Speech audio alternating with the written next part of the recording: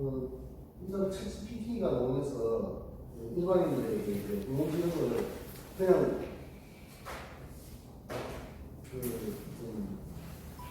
장안의 화제 이 정도가 아니고 모든 산업체에서 이 기능을 보니까 활용해야 되겠다 이렇게 되는 겁니다. 그래서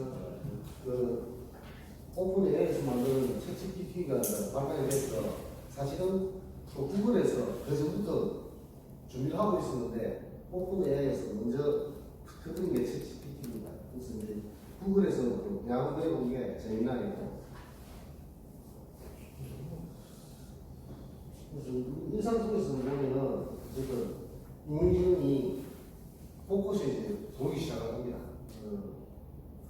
거기에다가 챗GPT를 비롯한 제미나이는 대규모 언어 모델에 의해서 일상생활에서 많은 부분들이 여태까지 검색 엔진에 대한 사용했던 어떤 자료를 찾는 부분 이런 부분도 대화형으로 해결할 수 있는 수준을 갖고 있습니다. 네, 가령 예를 들면 이런 것 같은 경우는 이제 인공지능에다가 가을에 대한 시를 지어볼게요. 시를 요청하면은 이 정도의 지금은 조금 더 버전업에 대해서 그 1개월 단위마다 버전업 되고 있는 사례입니다. 그 버전업 된다는 것은 지금 대규모 언어 모델은 학습량이 그만큼 많아진다고 보시면 되거든요. 근데 그만큼 좀 똑똑해진다. 그리고 인공지능 자체가 의미하는 게 인간의 뇌를 흉내내 있는 거기 때문에 인간의 사고하고 비슷할 정도로 많은 학습량을 시키면은 그런 정서로 나오는 어쨌든 시라는 부분은 인간의 정서와 관계되어 있고 그 정서에 관계되는 많은 시를 학습을 시키면은 이 정도로 충분히 나온다는 겁니다. 이런 걸 보면서 시는 되네. 근데 나의 하고 있는 업무하고 관계가 있을까? 맞습니다. 사실은 이런 기능이 있다는 걸 알고 나에게 쓰는지 안 쓰는지는 본인의 디테일이라고 있습니다. 인공지능 지금 시에 대해서 일반적인 이야기는 하고 있습니다만은 그게 내가 일을 하는데 도움이 되게끔 하는 건 사실은 키를 누가 해야 되냐면은 인공지능이 갖고 있는 게 아니고 지금 강의 들으시는 여러분들이 개개인이 성향이 다 다릅니다. 그리고 그 다름에 의해서 디테일이 있거든요. 디테일이 들어가야 그의 활용도가 직접 나오는 거지. 일반적인 이야기만 들어가지고는 자기가 어떻게 활용할지 잘 안 받습니다. 그래서 사실은 이 강의를 마치고 나면은 여러분이 가져야 될 생각 중에 하나가 내가 무조건 하고 인공지능을 내가 하는데 무조건 하고 쓴다. 이게 들어가야 여러분들께서는 인공지능으로 변화하는 자기를 보실 수 있을 겁니다. 제가 안내해드리는 거는 그런 걸 이렇게 할 수 있다는 것을 보여드리는 거죠. 보여드리면 여러분들은 강의를 들으시는 내내 어떤 생각을 하셔야 되냐면 인공지능을 내가 바로 따라들여가지고 써봐야 되겠구나. 거기에 의해서 인공지능을 내가 활용해서 어느 정도 수준의 일을 해낼 수 있는가가 정해지는 겁니다. 그러니까 그 강의의 목적은 여러분들이 이 강의를 듣고 나면 무조건 실전에서 인공지능을 쓴다는 겁니다. 그게 관계된 그렇게 하기 위한 여러 가지를 설명드릴 겁니다. 그래서 인공지능은 좀 전에 말씀드린 것처럼 그런 복잡한 문제를 해결할 정도는 안 돼도 웬만한 문제는 다 해결시키죠. 그런 예를 많이 보여드릴 겁니다. 그래서 결국은 인공지능은 학습하고 문제 해결하고 빅데이터를 이용해서 추론하는 이런 기능을 갖고 있습니다. 근데 이 기능을 넓히다 그러면 실제로 상해봐야 되는 거죠. 그래서 우리가 이야기하는 인공지능에서 이 해낼 수 있는 이야기가 머신러닝인데 머신러닝은 그냥 여러분들께서 그냥 컴퓨터를 기계라고 생각하시는 겁니다. 컴퓨터라는 기계를 통해가지고 데이터에서 컴퓨터라는 기계를 데이터를 줌으로써 그 데이터에서 무언가 분류를 하든 추론을 하든 할 수 있는 능력을 가지려고 하는 게 머신러닝입니다. 머신러닝은 컴퓨터에 데이터 데이터를 학습시켜서 뭔가 일을 시키는 거, 그걸 갖다가 머신러닝이라고 생각하시면 됩니다. 거기에 딥러닝이라는 거죠. 딥러닝이라는 게 이제 그렇게 하는 학습 중에 모델을 잘 세워서 여러 레이어를 만들어서 학습을 시키니 학습이 되더라. 그거에 이제 딥러닝입니다. 그래서 우리가 보통 인공지능 지금 챗GPT나 제미나이 같은 인공지능은 이 딥러닝을 가지고 만드는 겁니다. 그래서 그런 이야기가 좀 나올 거예요. 그럼 일단 딥러닝을 하기 위해서 먼저 이야기하는 게 인간의 뇌를 흉내를 내기 위해서 인간의 뇌를 열어서 조사해보면 시냅스라는 신경세포들이 있습니다. 신경세포에 의해서 뇌가 학습을 하고 학습된 내용을 저장하라. 그래서 최대한 요걸 흉내내 가지고 이제 시도를 하는 거죠. 근데 실제 뇌에 정말 최근에 흉내낼 수 있어도 뇌의 화학적인 반응에 의해서 지식이나 경험이 추측되는 것까지는 흉내내지 않습니다. 다만 인간의 뇌는 이 신경세포에서 무엇을 기억할 수 있는 반면에 컴퓨터는 기억 장치가 따로 있죠. 그게 이제 연구시 전환 하드디스크도 있고 일시적으로 전환 메모리도 있습니다. 어쨌든 체계 자체를 흉내낸다는 거지 인간의 뇌 자체의 기억 기능이나 경험을 삼는 기능까지는 흉내내는 건 아닙니다. 인공지능에서 제일 핵심적인 내용은 인간이 배운다, 러닝을 한다 라는 걸 갖다가 딥러닝에 의해서 배움의 개념을 넣어주는 거죠.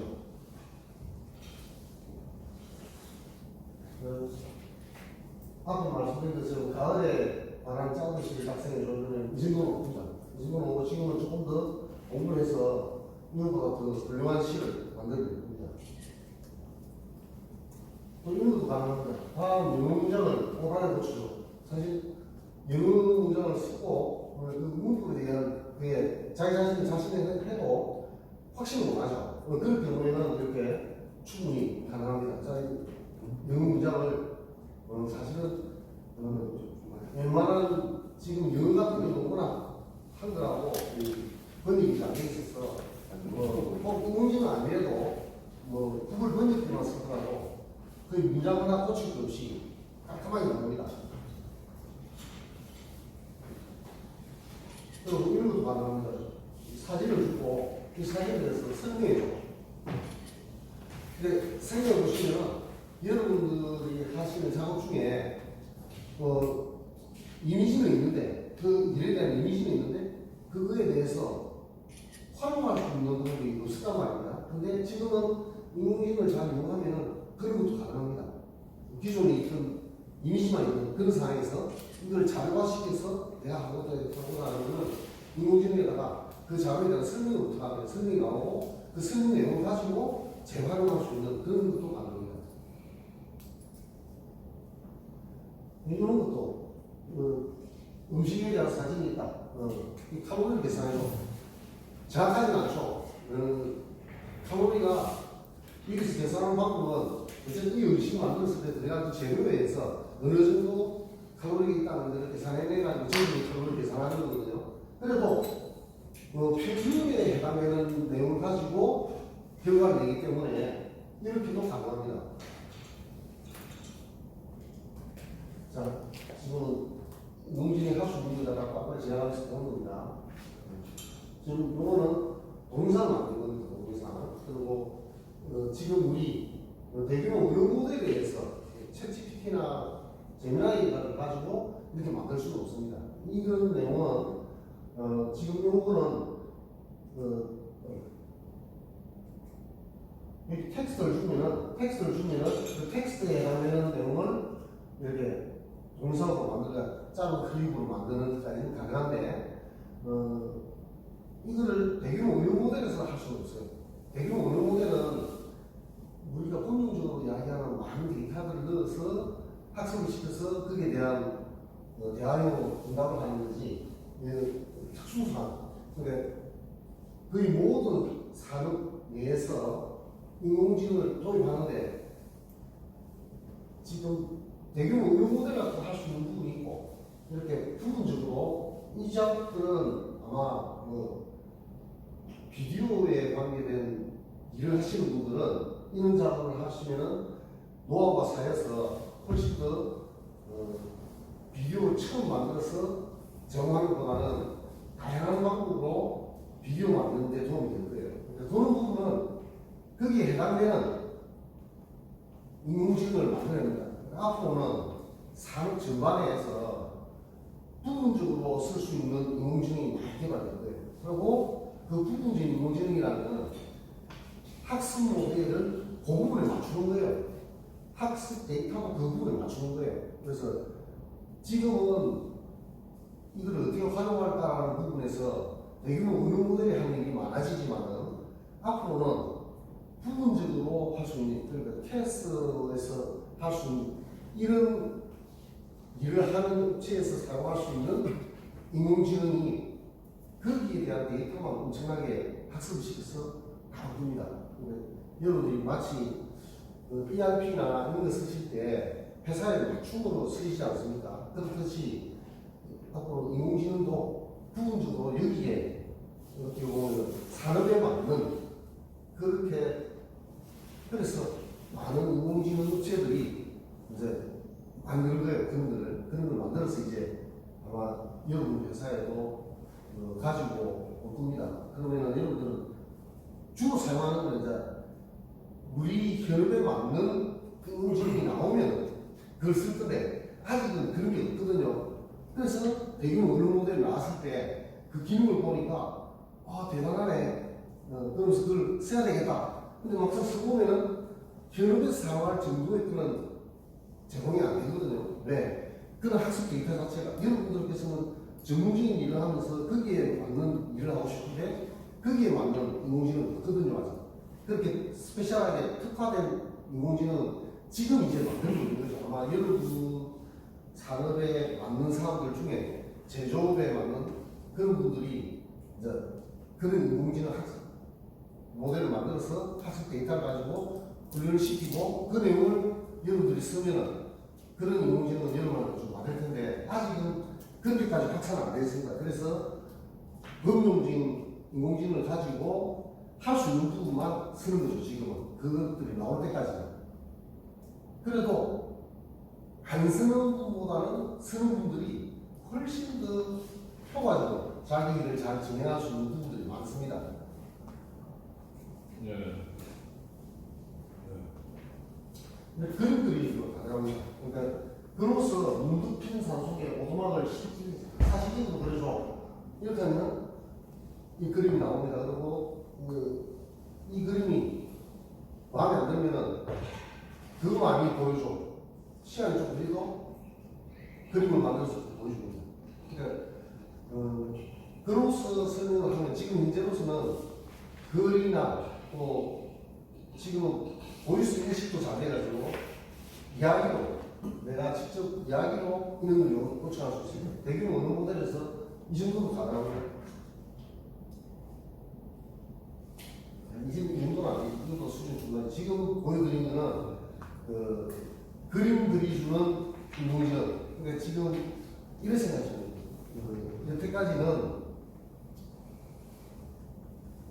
대규모 언어 모델 나오기 전까지는 이 정도까지 할 수 있을까라고 생각했는데 학생량이 많아지니까 그렇게 하더라고요. 근데 그게 일반적인 범용적인 이야기고 조금 전에 그림을 그리는 것도 범용적인 인공지능은 그려주는 게 아주 한계가 있습니다.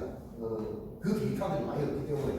근데 그 학습 데이터만 집중적으로 해서 만들어진 미드전이라든지 이런 그림 그리는데 특화된 인공지능이 있거든요. 그런 걸 사용하면 조금 전에 그런 그림보다 훨씬 더 이런 그림보다 훨씬 더 다양하고 깊이 있는 그런 그림들이 만들어집니다.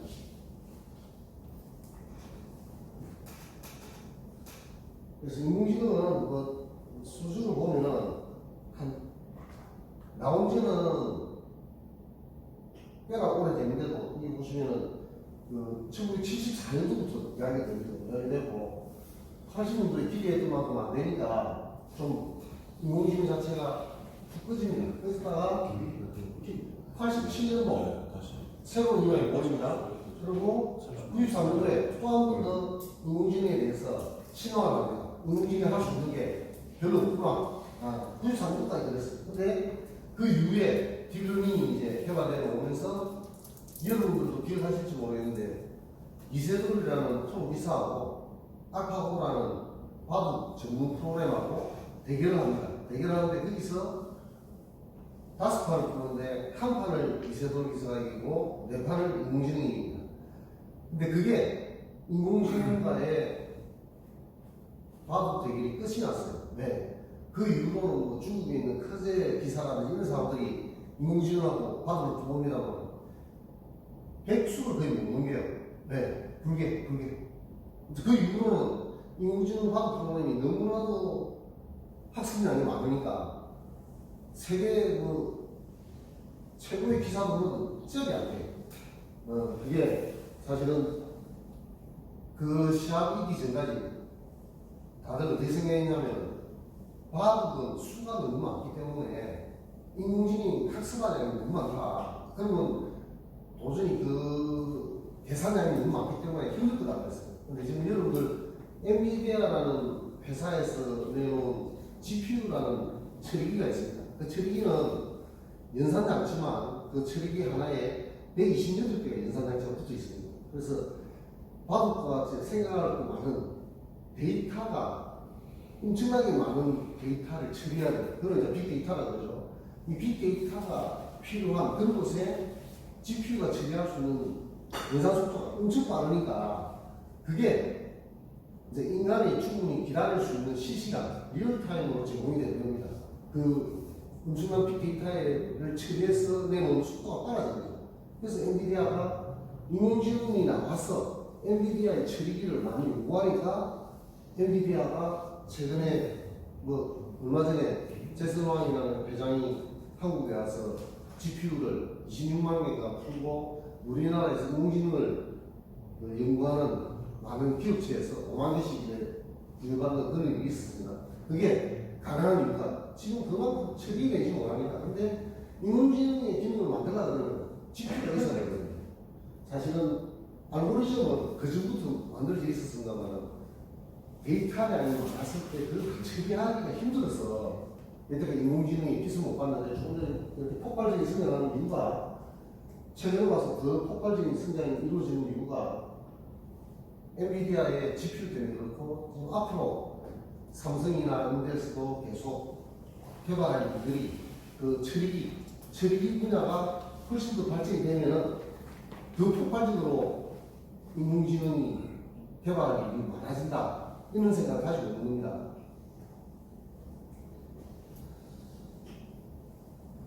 자, 그리고 지금은 어느 정도 수준이냐면 가리고, 양쪽을 가리고, 나머지 양쪽을 인간하고 컴퓨터하고 가리고, 질문을 드리면은 인공지능이 어느 정도 잘 응답하기에 어느 쪽이 컴퓨터인지도 잘 모르는 그 정도까지 나가 있습니다.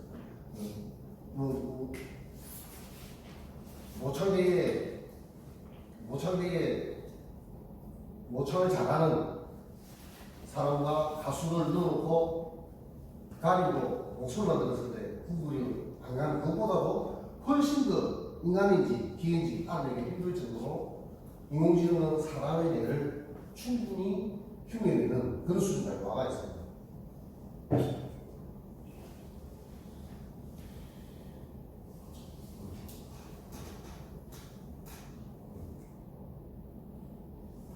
이 인공지능 발전하는 데 있어서 중요한 모델이죠. 이게 이제 뇌의 층을 도와주고 인간의 뇌를 흉내내는 모형을 처음 만들었던 그런 시절이 있습니다.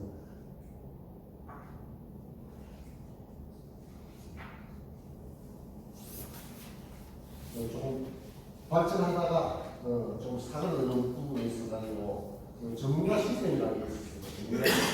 전문가 시스템은 전문가로부터 지식을 받아들여가지고 지식 베이스를 만들어 놓고 거기에 추론 엔진을 가지고 이 지식들이 기반이 된 어떤 해결책을 내놓는 이런 걸 사용한 적이 있어요. 근데 이렇게 해가지고는 그냥 데이터베이스를 잘 활용하면 정도밖에 안 되고 지금의 인공지능을 흉내낼 수가 없었습니다. 그래서 이 이후에 전문가 시스템에 한때 굉장히 그게 87년도쯤 되는 것 같아요. 한때 굉장히 유행했다가 사라지는 이유가 되는 겁니다.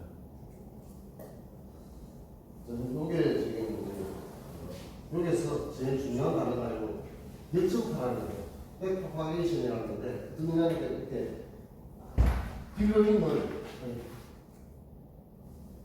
딜러닝을 이렇게 레이아를 예를 들어가지고 순방향으로 이렇게 학습을 시키고 하면 이 학습이 출력이 나올 정도가 돼가지고 학습량이 다 돼가지고 아주 작은 스레시홀드보다 더 작으면은 출력을 하는 스레시홀드보다 더 작은 값이라면 거의 예측치가 실제 값하고 비슷할 때 스레시홀드보다 더 작은 값이 출력으로 나오게 되고 그렇게 되면은 거의 예측값이 실제 값과 같다 정도 인정되는 값이 스레시홀드 그보다 더 작은 값을 만들어낼 수 있으면 통과되는데 그래 안 됐을 때 요 오류 예측하라고 해서 한 번 더 되돌려서 또 학습을 시키고 그것 때문에 정확도를 높이려고 그러면은 학습 시간이 많이 걸립니다. 학습 시간이 요 방법에 대해서 역전파라는 게 이론적으로 보면은 어쨌든 이 딜러닝이라는 게 있어가지고 학습도를 많이 올리게 되는 얘기가 되는 거예요. 그래서 여러분들께서 그냥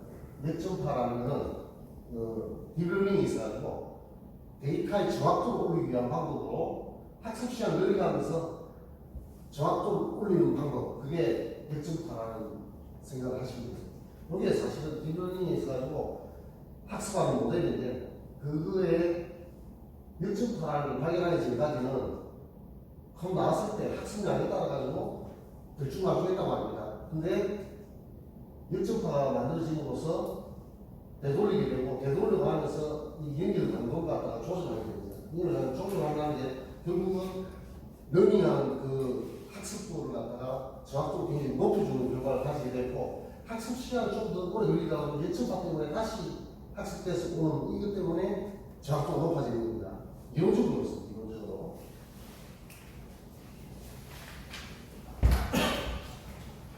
근데 실제 인공지능 때문에 24년이었어야 노벨상이 옵니다. 근데 이 사람들이 24년도 작년이죠. 작년에 노벨상을 받는데 이 사람들이 그냥 바로 획기한 지금 인공지능에 대해서 그걸 만들어내서가 아니고 조금 전에 말씀드렸던 그 딥러닝을 갖다가 제안한 사람들이 노벨상을 받게 됩니다. 그러니까 최근에 실용적으로 사용하게 되니까 이제 인공지능에 대해서 인정하게 되는 거죠. 또 한 번은 의무를 겪는다는 얘기를 하고 여기에 이제 조금 전에 제가 이세돌 부단하고 이야기하기 전에 그 인공지능의 능력을 테스트하기 위해서 수많은 이제 게임들을 합니다.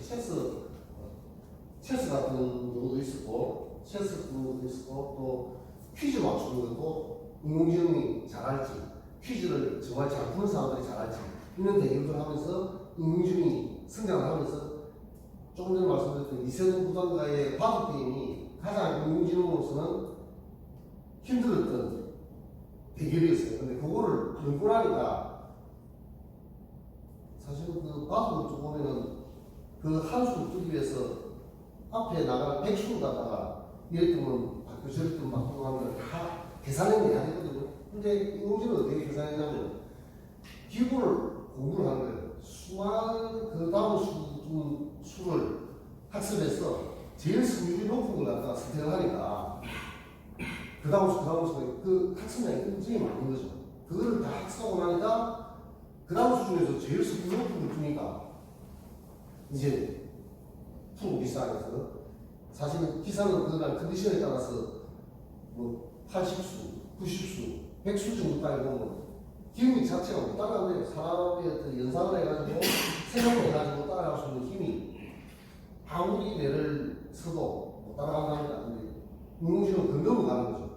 100수 아니고 150수, 200수까지도 둘 수 있는 그것도 1분 안에 계산해서 둘 수 있는 능력을 갖추게 되는 거죠. 그래서 지금은 인공지능하고 게임이 아닙니다. 프로기사들 할 때 인공지능이 승률을 갖다 계산해줘요. 한수 쓸 때마다 승률이 이렇게 어느 정도 된다는 걸 가르칠 정도로. 그래서 인공지능은 또다시 보완하게 되는데, 자, 이것을 이제 바뀌는 영역인데, 이 음미층이라는 부분이 이제 복잡한 문제를 요 음미층을 하나 두면서 이 각각의 노드들에다가 기능들을 부여합니다. 그래서 복잡한 문제를 층으로 나누고, 그러니까 복잡한 문제를 간단한 문제로, 그러니까 하나의 복잡한 문제를 순서적으로 해결하는 것을 층으로 준다. 이렇게 생각하는 게 히든 레이아웃, 음미층이라고 생각하시면 돼요. 그래서 요 모델에 의해서, 이론적으로 보면 요 모델에 의해서 오늘날의 인공지능의 모습이 발생됐다고 생각하시면 돼요. 그러니까 원리는 이거예요. 딥러닝이라는 게, 딥이라는 깊이 있게 만든다는 이야기거든요. 그거는 음미층을 갖다가 여러 개 만든다는 이야기예요. 음미층을 만드는 이유는 이렇게 한 층을 만들 때마다 복잡한 문제를 나누어서 해결하는 쪽으로 기능을 주고 모델을 구성해 보니까 학습량이, 학습 능력이 올라가더라고요. 그리고 복잡한 문제를 해결해 주니까 이 모델이 이제 중심을 잡게 됩니다. 딥러닝. 이세돌 기사 하고 이게 이유가 되는 이유가 이 과학의 수가 너무 무궁무진하기 때문에 그 과학 프로그램이 이길 수 있을까 하는 그런 의문을 들었었는데, 아까 말씀드린 것처럼 연산장치 엄청나게 다가오는 GPU라는 게 나오는 바람에 실시간으로 리얼타임 1분 안에 뜰 수 있는 계산을 해낸다는 겁니다. 조금 전에 딥러닝을 이용해가지고 그전에도 많이 도전했는데 그전에는 처리가 안 좋으니까 1분 안에 뜰 수 있는 능력이 안 된 거예요. 사실은 제가 대학원 다닐 때 뉴럴 네트워크라고 배웠습니다. 배우는데 예제 하나 이렇게 만들어서 돌리다 보면은 한 3일 정도 걸려요. 그냥 범용 PC를 가지고, 그 당시에 범용 PC를 가지고 그 문제를 풀이해서 프로그램 돌리면은 딥러닝 지금보다 훨씬 더 간단한 프로그램인데도 불구하고 그거 하나 해를 내려고 그러면은 3일 동안 돌아가야 돼요. 그러면 데이터 처리량이 많다는 거예요. 아까 딥러닝에 의해서 만들어지는 연산이 너무 많고, 그렇기 때문에 시간이 많이 걸린다는 거죠. 그래서 이제 인공지능이 똑똑해지는 겁니다. 그래서 여기서 이야기하는 단위 같은 경우에 이미지 생성에 해야 돼. 그러니까 부분적으로 대규모 운영 모델이 아니라 부분적으로 특화된 이렇게 이미지 생성해 주거나 아니면은 텍스트 능력으로 이미지 확산 모델을 통해서 생략 소통까지 가능한 그런 작품을 만드는 거예요. 그러니까 대부분 사람들은 대규모 운영 모델을 바탕으로 한 챗GPT나 제미나이와 같은 걸 쓰겠지만 이미지를 생성해서 써야 될 사람, 그 다음에 비디오나 숏 클립을 생성해서 써야 될 사람, 이 사람들은 그 분야에 맞는 인공지능을 사용해서 그런 작업을 한다는 얘기입니다. 또 빼놓을 수 있는 게 앞으로 자율주행에서도 당연히 인공지능이 들어가서 여러 가지 센서라든지 더 발전해야 좀 더 높은 난이도의 자율주행이 가능하겠지만 지금도 자율주행이 어느 정도 가능하죠. 그죠? 그리고 앞으로 드론이나 여기서도 드론을 좀 많이 생각하실 텐데 드론의 기능이나 이런 게 무궁무진하기 때문에 거기에 자율주행이 반드시 들어갑니다. 거기에 인공지능이 탑재된 거죠. 거기에 맞는. 자, 그 다음에 이런 거는 생각해보면은 대단합니다. 여러분 갤럭시 24 아마 여러분들 버전이 이게 나온 지가 한 1년 반 정도 지났을 거예요. 갤럭시 24가. 그러면 이게 한국 사람하고 미국 사람하고 하는데 통화하는데 한국 사람이 한국말로 안녕하세요 하면은 미국 사람은 하이 하면은 화음으로 번역돼서 가고 영어로 번역돼서 가는 겁니다. 갤럭시 14 갖고 그냥 그 토킹 상대방이 쓰는 음료만 선택하면 그게 가능합니다.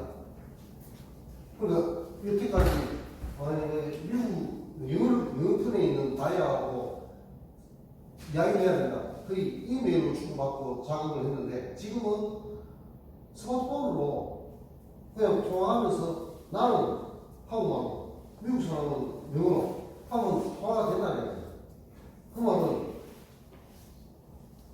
앞으로는 통역이 필요 없을 그런 상황이라는 거예요. 그런 작업은. 근데 뭐 공식적으로 뭐 이제 강의를 하거나 아니면은 뭐 회의를 할 때는 또 다른 작업을 거쳐야 될 겁니다. 어쨌든 이것만 하더라도 대단한 거잖아요.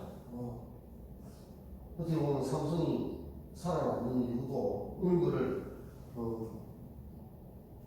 미국보다 더 빨리 만든 거니까 대단한 겁니다. 두 번째는 폴더폰도 12월 4일이라고 나온다 그러는데 그런 것도 참 연구하는 데 따라서 깜짝깜짝 놀랄만한 그런 연구 수단이 있는 것 같습니다. 자, 어쨌든 이 부분이 또 하나 말씀드릴 수 있는 거는